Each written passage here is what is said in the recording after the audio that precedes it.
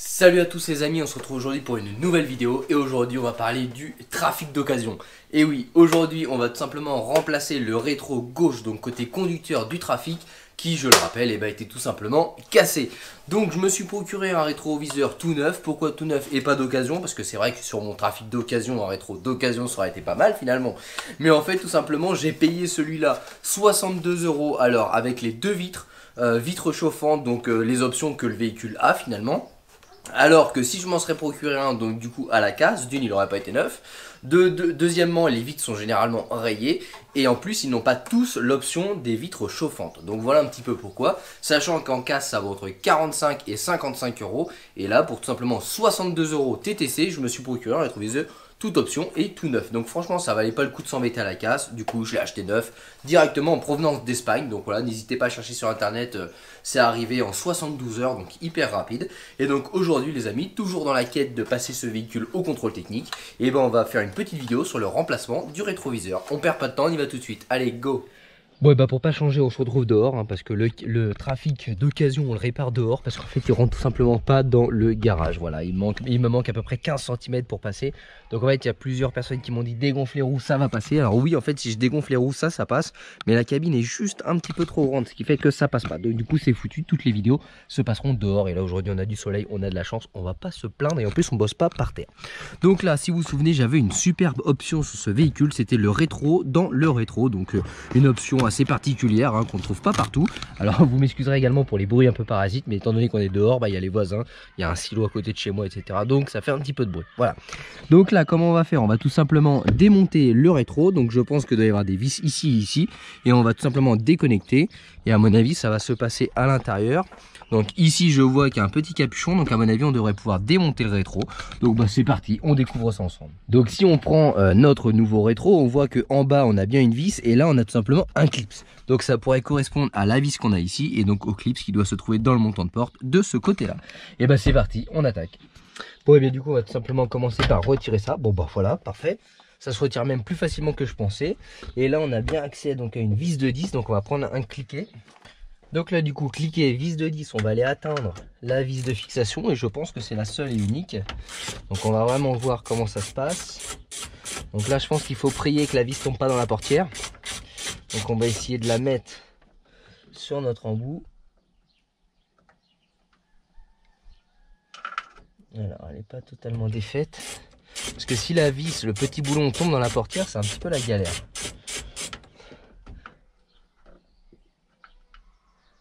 Alors, ça a l'air de rester dessus en fait. Alors on va essayer de déclipser. Je vais aller chercher un aimant, on va essayer de voir. Donc là ça semble dévissé, donc on va tout simplement essayer avec un aimant d'aller chercher. Voilà, parce que s'il tombe dans la portière, le petit boulon là, ça va être la galère. Donc là on a récupéré le boulon. Donc là techniquement j'en déduis que le rétro est tout simplement désolidarisé, parce que si je prends le nouveau rétroviseur,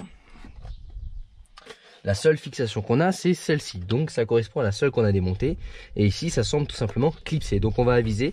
On va commencer à retirer de l'autre côté parce que les deux morceaux sont indépendants. Vous voyez comme ça. Donc je pense que celui-ci va se défaire et celui-ci va tout simplement se tourner. C'est une hypothèse. Donc on vérifie ça tout de suite. Bon voilà. Donc là, on va voir si ça se vérifie. Donc je vais tout simplement retirer la partie là. Alors il y a la prise également. Il y a le connecteur. Ça n'a pas l'air très pratique à changer quand même. Bon, l'avantage c'est que celui-ci est cassé, donc on s'en fout un petit peu. Alors je vois qu'il y a une petite trappe dessus. Peut-être que la trappe permet de déverrouiller le rétro. Et oui, c'est tout à fait ça. On a une seconde vis en fait qui est dedans, mais via l'extérieur. Je vais vous montrer ça. Donc là vous voyez qu'il y a bien une vis. On a une petite trappe ici et derrière on a une vis qui se trouve vraiment ici. Donc là on va tout simplement la dévisser et voir ce que ça nous donne.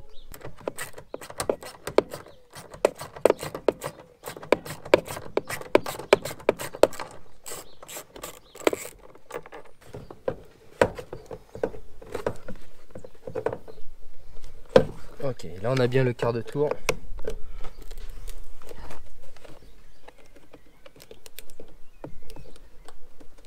Donc là, on retire la prise du rétro qui est très chiante. Voilà, donc là on a désolidarié la prise et là tout simplement un quart de tour. Alors.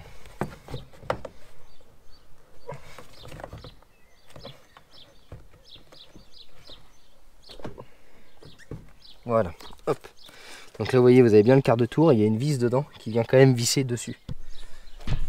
Donc là on retrouve notre prise et là on a bien la vis qui vient quand même verrouiller le rétroviseur sur le côté. Donc là on va tout simplement refaire l'opération inverse pour remettre le nouveau. Voilà, donc là on va tout simplement remettre notre rétro. Donc là le fameux petit tour. Alors, hop, je vais... Non, c'est d'abord comme ça.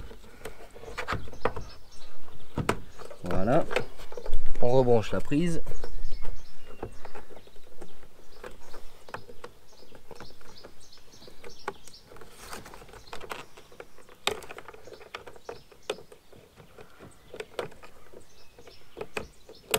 Voilà.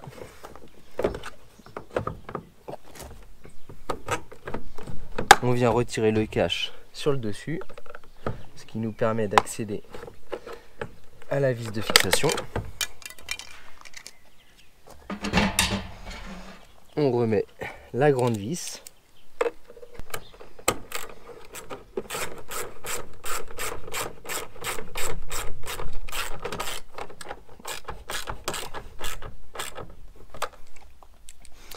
On peut maintenant remettre le petit cache qui va bien. Bon, déjà ça a une autre gueule, hein. Quand c'est tout neuf, ça fait un peu mieux. Maintenant on passe à l'intérieur, remettre la dernière vis de fixation donc qui vient à l'intérieur. Bon et bien voilà les amis, comme on a fait tout à l'heure, on va tout simplement aller remettre la vis de fixation. Alors là, il faut faire attention à ne pas faire tomber.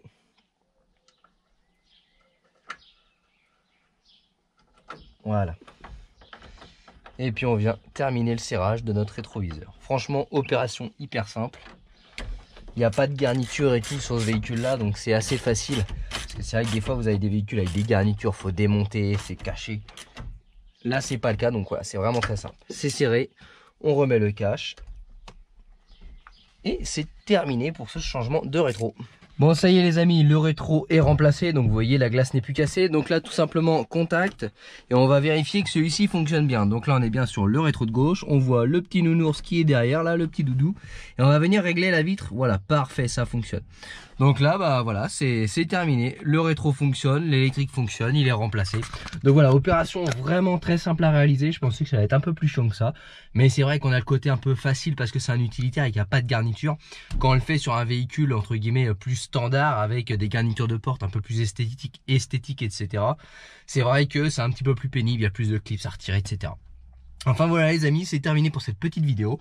Donc je m'excuse, il n'y a pas le décor, il n'y a pas le garage, il n'y a pas tout ça. La qualité sonore est certainement inférieure parce que bah, vous avez tous les bruits ambiants, vous avez le voisinage, vous avez tout ça. Mais bon, malheureusement, comme je vous l'ai dit, toute la restauration sur ce trafic se déroulera dehors parce qu'il ne rentre tout simplement pas dans le garage GLB. Les amis, merci d'avoir regardé cette petite vidéo très courte mais très efficace. Et on se retrouvera très prochainement dans de nouvelles vidéos mécaniques. N'hésitez pas à vous abonner à la chaîne YouTube en cliquant sur la petite cloche en bas. N'hésitez pas non plus à nous rejoindre sur les réseaux sociaux, Facebook et Instagram. Et on se retrouvera bientôt. Allez les amis, ciao!